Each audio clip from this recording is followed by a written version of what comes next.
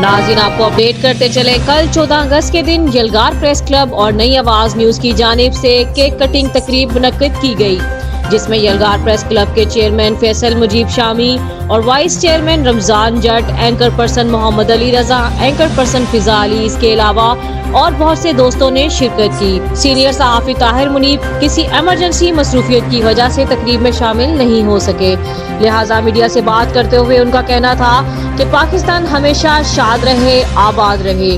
खुसूसी पैगाम देते हुए उनका कहना था 14 अगस्त को अच्छे और एहसन तरीके से मनाएं, अपने मुल्क की सालमियत और सर्ज बुलंदी की दुआएं करें। इसके अलावा वहां पर मौजूद बाकी तमाम लोगों ने भी मुल्क की सालमियत के लिए दुआएं खैर भी की। वहां पर मौजूद सिंगर नदीम राही ने अपने खूबसूरत आवाज में नगमे सुनाकर माहौल को मजीद खूबसूरत बना दिया।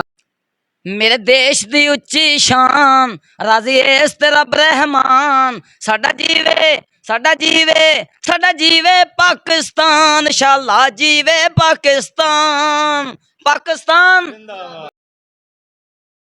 रिपोर्ट अली रजा, कैमरामैन आबिद के साथ, यलगार प्रेस क्लब, लाहौर।